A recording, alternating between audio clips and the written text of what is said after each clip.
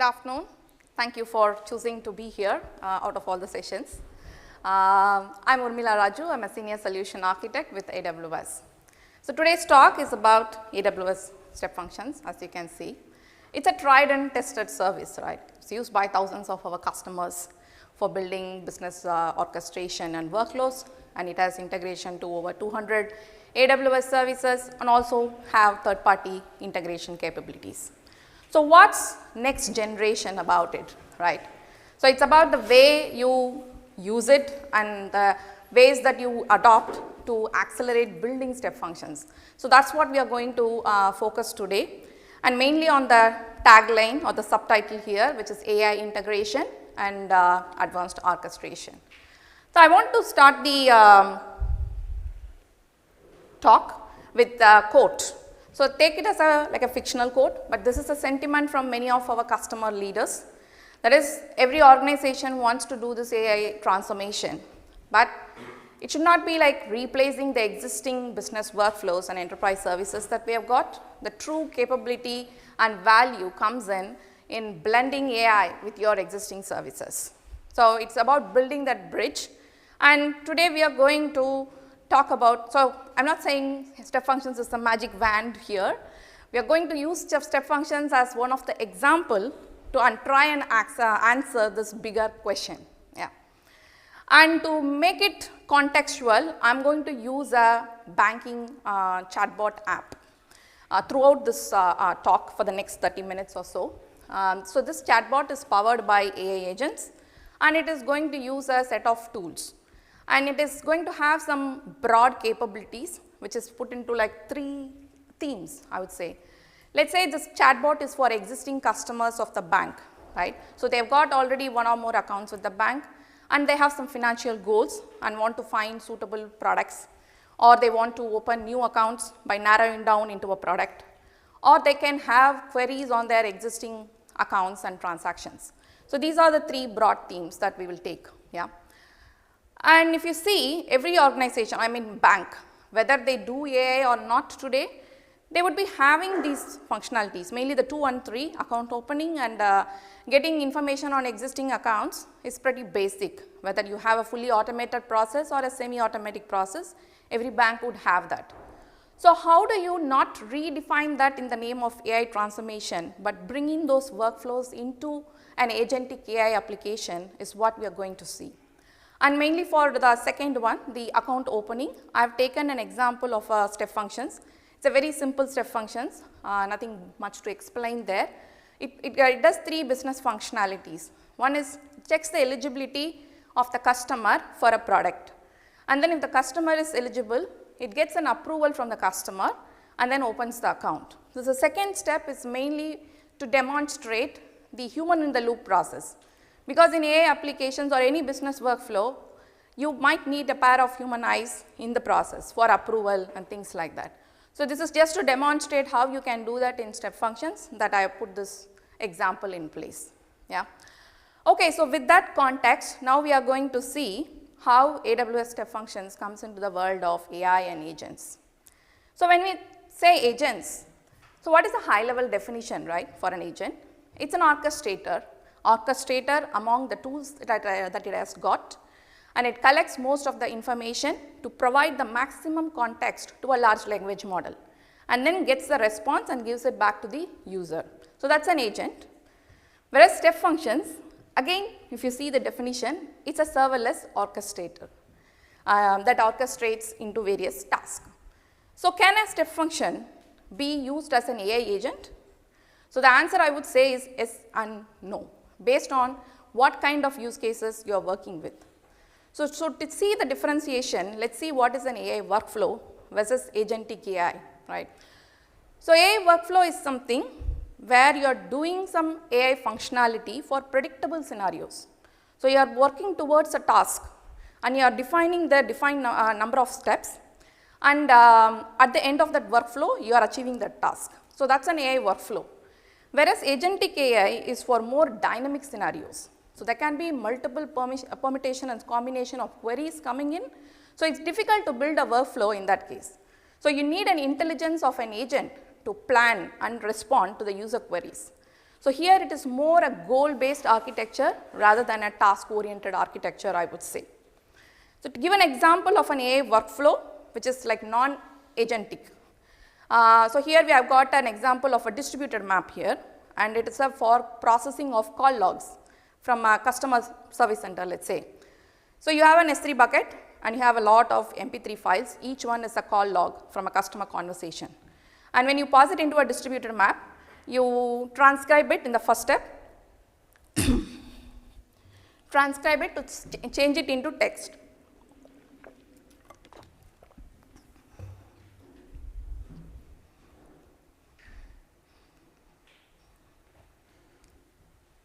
Yeah. So, to change it into text, and then that text is passed into a Bedrock invocation to summarize the text, and you store it into an S3 bucket, and then you put the metadata into a DynamoDB table. So, that is like one map execution. So, and let us say it takes 2 minutes to do this, and because this is distributed map, you can complete for 10,000 files in the same 2 minutes. So, this is an example of how you can build powerful AI workflows using step functions. So, there are other examples like running machine learning pipelines, starting a SageMaker job, or running AWS batch jobs. So, all are examples of AI workflows, I would say. But in the case of an agentic AI, our banking chat that I mentioned is a good example, and we will see in the demo how the dynamic scenarios come in, and why you need an agent AI here rather than an AI workflow. Yeah. Okay. So, for building agents, like there are various ways now. Actually, I was here last year to talk about building generative AI applications using serverless services, and I was the same person saying that we are not ready yet to put agents into production, but here we are ready. We have many frameworks and tools available now to take that next big leap. So, some of the options I have listed here, the popular ones is to use Amazon Bedrock agents.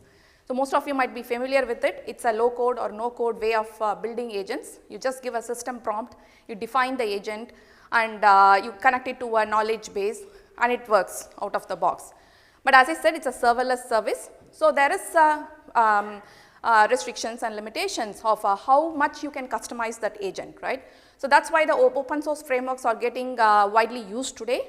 Examples of trans agents from AWS and other frameworks like Crew AI and LangGraph. So, using this, you can like build your own custom orchestrations and control the amount of conversation history that you want to have and the integrations that you want to have and all that. So, in this example, we have used trans, and we will see a very high level of how the trans agents works as well. So, if I dive a bit deeper into this example, so in this example, we have 4 agents. So, all the pink boxes are agents.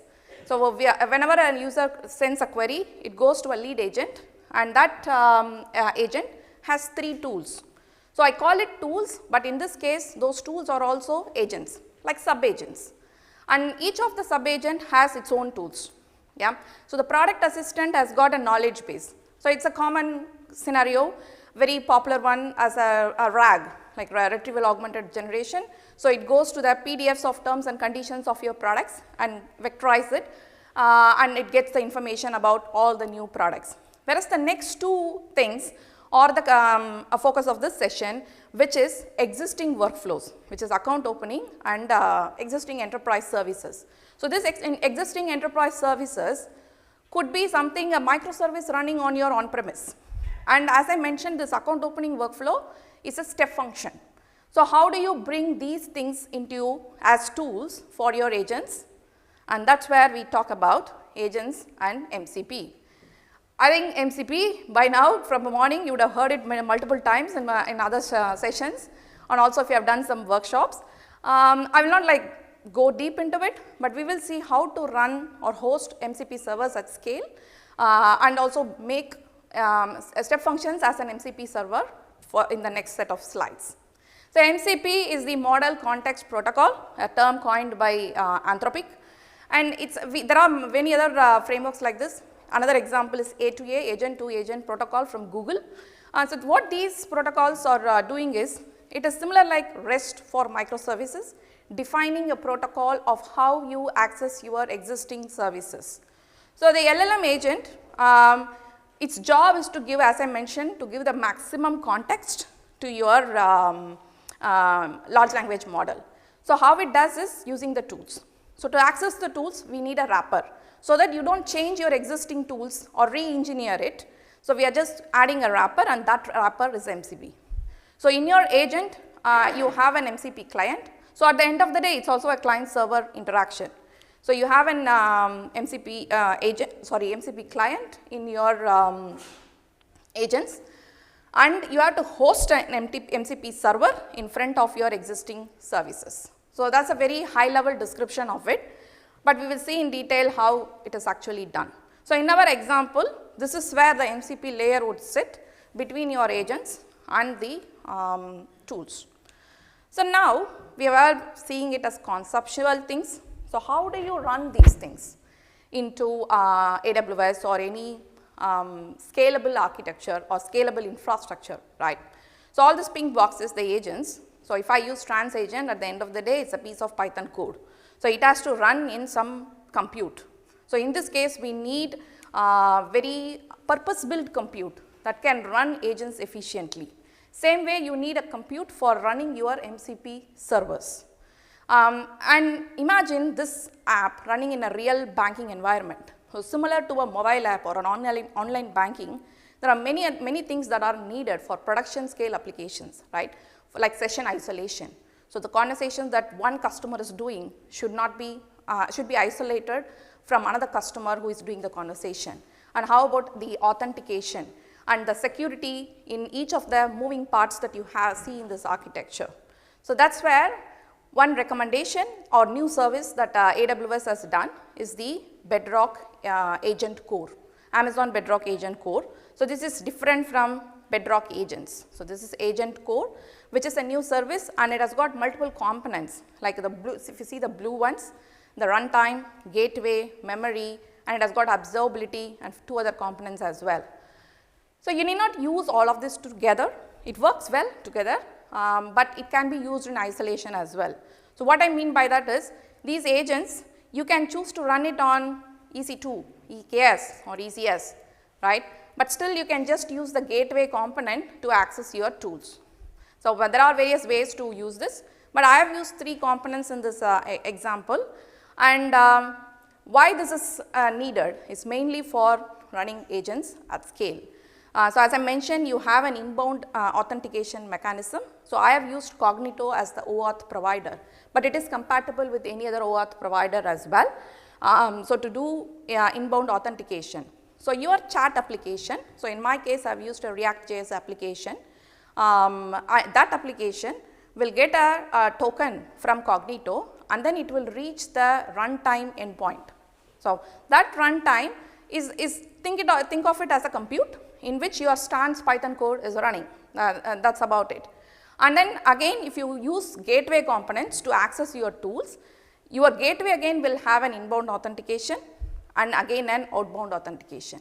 So, why you need an outbound authentication here is because you are authenticating to your targets. So, as I mentioned, your target is one is step function, another is let us say another Lambda or any other on-premise service. So, that component also need to have an authentication and also authorization as well, like what permissions are allowed within that service and all that.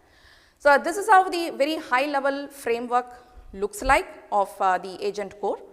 I will show some intricacies of how this client server communication works and what is the role of gateway, because as I said, the whole purpose of this gateway here is to act as a MCP server. So, without any coding being done, your MCP server is ready in your gateway, and all you have to do is point the targets here. So, what I have done is I pointed Lambda as targets and pointed the gateway to my runtime. With that, the scalable architecture is ready. So, we will see a quick demonstration of this.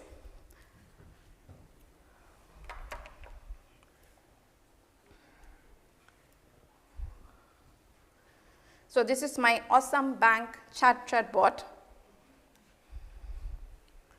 So, I log in as customer 1 here into the chatbot, and we will see what are the sub-agents being called in each of the questions that is being asked. So, first I am going to ask about some savings goals. Yeah, I want some short term savings.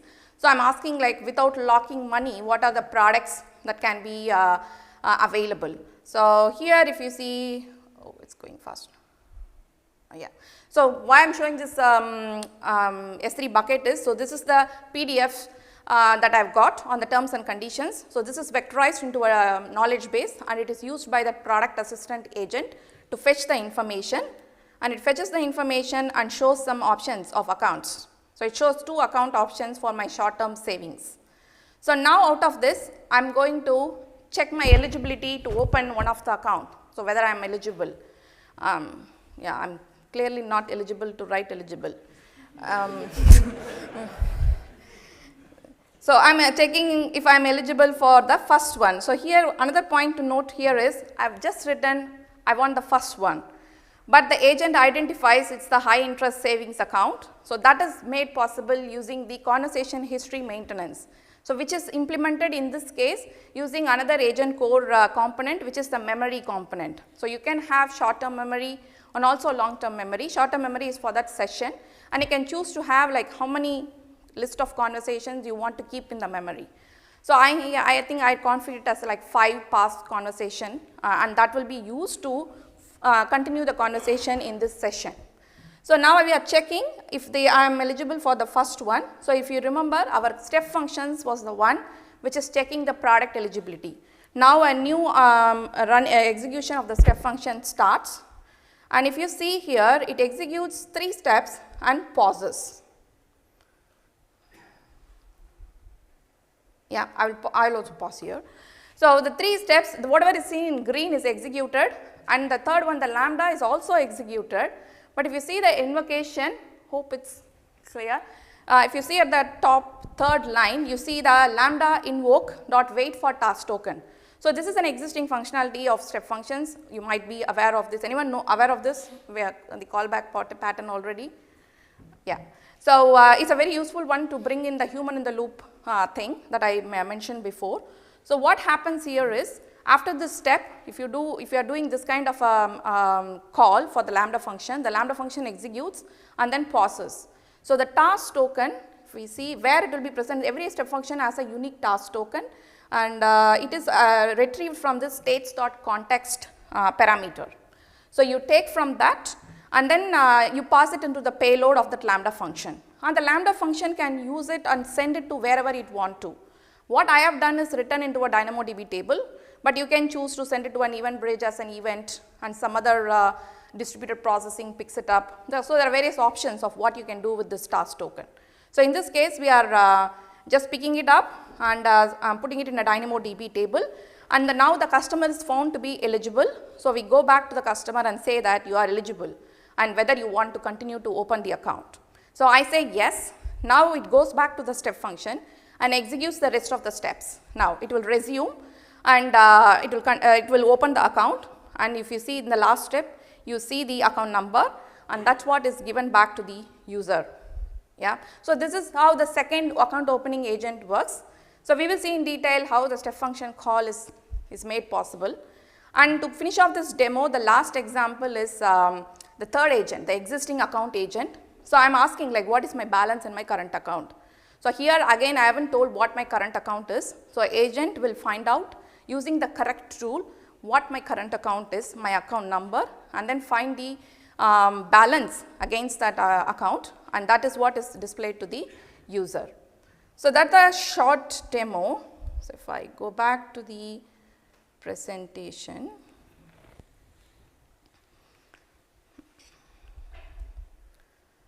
Yeah, and one more complex, I told you that dynamic scenario, right. So, this is another complex scenario. The latency was pretty bad, so I put a screenshot rather than a running demo. So, it has to, so here the question is check my current account and say if I can save 500 pounds per month based on my spending pattern. So, it has to get my current account, fetch my transactions, calculate my cash inflow, and then give me the answer, which is what it is doing, but we are still using the same set of tools that I mentioned before. Yeah. So, this is the usage of agentic AI rather than an AI workflow to handle dynamic scenarios. Okay, a quick show of how this trans-agent implementation works, trans-agent and also the MCP integration works. So, we are like 4 agents. I am just showing the account opening assistant code here. So, it's just a Python function defined, and if you focus on this part, I mean I meant to like cover the top part. So, you see the lower part, the definition of calling the agent. So, you are using a model. So, model ID here I have used Claude Sonnet 3.7 and I have used a system prompt. So, this is where I will define that you are an account opening agent, you will check the product eligibility, and after you get the customer approval, you will open the account, kind of a system prompt. And then if the important one is the tools. So, it says like tools equal to tools, and that tools is what we get from the gateway. So, this GW client is the client I create on, to the gateway component of the agent core gateway. Yeah. So, we are just syncing all of the tools that is available through the gateway. So, without getting into much details, because agent core needs a separate session, but you can see the overall idea, right. So, it is a gateway, it has got an URL or an endpoint, and it also has to be called using an OAuth token, and you are creating an MCP client, and then you are connecting it to the gateway. And without any MCP server creation, the gateway will take the responsibility of creating the server and connecting you to the tools. So, this is how the gateway and the tool definition works. So, actually to make it bit more easier, I will show it in the console of how it looks like, the definition. So, there are some gateways defined here. I will open the account opening gateway tool. So, this is within the gateway within the agent core. So, if you see, you have the ARN, the URL, and the inbound identity that I mentioned. So, I have used to Cognito here, and also it has got an IAM role which is used to reach the targets. So, in that IAM role, basically there will be a policy which allows it to call the Lambda function, because my target is a Lambda function. So, if I show you the parameters in this Lambda function, so there is an inline schema for it. So, it is very simple. I defined 2 tools within it. One is called as an open account tool, which is getting some input parameters, and the other is called the eligibility tool, which has again got some parameters. So, what it is doing here is, so these tools has to be called within the Lambda function. So, if I go back to the presentation, yeah. So, they are within the Lambda function, there are 2 tools. One tool, what it is doing is the eligibility check, as we have seen before, that is the one which is starting the step function, and the other one is resuming the step functions. So, if you see the pseudo code of the Lambda function, that tool name, how do you get the tool name from the gateway? That is through the context. So, in a Lambda function, you have usually you have an event and a context, right. So, event is the payload, and context is to get attributes like the requested URL and things like that. So, for agent core, there is a new custom context as called as tool name coming in. So, you can fetch the tool name from that and say that if the tool name is X, do this business logic, and if it is Y, do this business logic. So, in this one, I have chosen to put a start step function as the business logic for one tool, and to resume it as the other tool's business logic. So, here if you notice, I have used a standard step function. So, you see a start execution, and then the wait for task token is supported only in a standard step functions. So, mainly to demonstrate that, I have used a standard step functions, but you can use an express step functions without any callback pattern, and in that case you can use a start sync in execution as well, that is a synchronous call to the step functions. So, Lambda calls the step functions, and step functions fully executes, returns the result, and then Lambda returns the result to your gateway. Yeah. So, that is also another option if you do not want the human in the loop in the process.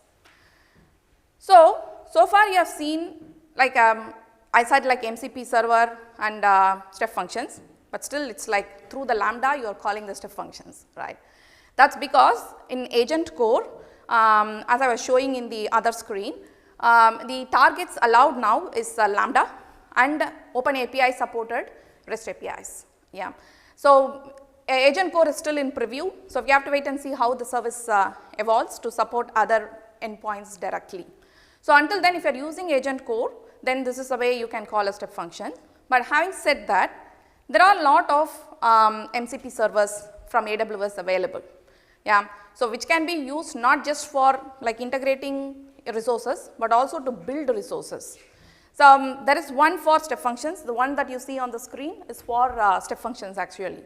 So if you are building your own custom app like a chatbot, then you can give this MCP configuration and directly integrate your step functions MCP server into your chatbot as well. So I don't have a demo for that, but that's a valid option if you want to directly use an step functions MCP server. So to end the session, I've shown now so far we have a business workflow, and the idea was to bring the business workflow as is into your agentic AI, and we have seen how MCP servers can be used for that. So in view of step function, additionally, to build step functions as well, now you can accelerate the development using the AWS MCP servers. So AWS MCP servers, there are many servers available now for infrastructure development. So for example, there is one called the Cloud Control API, which is used for like creating, reading all the CRUD operations on your AWS resources, you can do using that. So quick example of that. So and how do you do that is using your like productivity tools like QCLI or Cloud Code. From that, you connect to your AWS environment and you define your MCP servers. So in this one, there are two MCP servers shown. One is the diagram server, another is the documentation server. But you can include all the other needed MCP servers like that. And for the step functions example, if you see, this is my prompt, natural language prompt to update an existing step function. So in this one, what I am asking is, so this is the same step functions that we have been looking at so far. Is it moving? No. So if you see, there is the open account pass state. So this is just a pass state. I want through my prompt to change it into a DynamoDB put item, so that will change it into an account creation step. Yeah. So this is my QCLI. I've logged into it. So it's showing my MCP servers that I am using with my QCLI. So you can like define agent scope and say that this agent within QCLI uses this MCP server only. So right now I don't have an agent definition, that's why it's showing everything. So I put my prompt here, just put the prompt here, and rest of the thinking, adapting and responding similar to our banking chatbot is being done by the QCLI. So it just it first describes the step functions to see what is there currently, and then it takes the necessary steps to create a revised definition of the step functions to update that particular step. So as you can see here, it has put that DynamoDB put item step here, and then I have chosen to update the cloud in my development environment as well, but you can just do the local development and maybe choose to push it into your CI/CD pipeline maybe. So now if you see, if I refresh, it is getting changed into the DynamoDB put item step. So these are some of the ways of using MCP server to answer that bigger question that we had at the initial, at the start of the session. That is, how do you bring AI innovation and do the AI transformation, but still use your existing business workflows and enterprise services?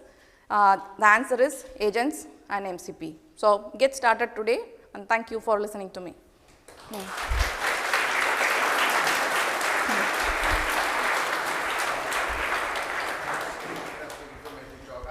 We have time for 2 quick questions. Right, one there. I actually have 2, but if you can squeeze into one. One thing is, let's say in the banking app, you don't have much context. So you so either you ask back to the user that, give me more context, or you hallucinate. So how do you solve that problem using that? The second question is the step function you use as an orchestrator. So we got a custom orchestrator like their organization where you don't sort of migrate to a step function. It is like a complex one which kind of not can't be sort of designed in step function. So you have your own state machine, your agents, or of your Kafka event-driven architecture, which you might want to sort of go and do a AI transformation. So is it that possible? And if it is possible, do you sort of recommend having those kind of state machine or custom orchestrator apart from step function? Okay, I'm going to answer the first part. The first part is how do you solve the hallucination? Yeah, so that is like iterative testing and prompt iteration as well. So the system prompt that you define for each of the agent is very important, so that it just doesn't loop around in because in this example as well, there are 4 agents. So you need to have like clear definition of what is being done by each agent. And in this agentic collaboration, there are various ways like hierarchical, where you say that every time it goes to the lead agent and then it takes a particular route into the sub agent. But there are other collaborative methods like swamp or graph. So based on your requirements, you need to define the collaboration method to avoid those hallucinations. So that's my answer to the first part. Can you come again on the second part?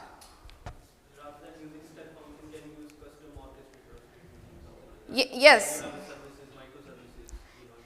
Yes, so that's the whole point of this MCP servers, right? So whatever is your orchestrator or your custom microservices, the point is to have it as is. If it is like accomplishing a particular business functionality, keep it as is, and then you put an MCP server in front of it. So the agent core gateway I showed is to have a managed service for creating MCP servers. But same like open source frameworks for agent, you can create your own custom code for the MCP servers as well and host it on AWS. So if need be, for those kind of endpoints, if agent core is not supporting it today, then my recommendation would be to create MCP servers in front of it, your own custom MCP servers, and then integrate it with your agents. Yeah. Okay, thank you. So we are over time, so please continue the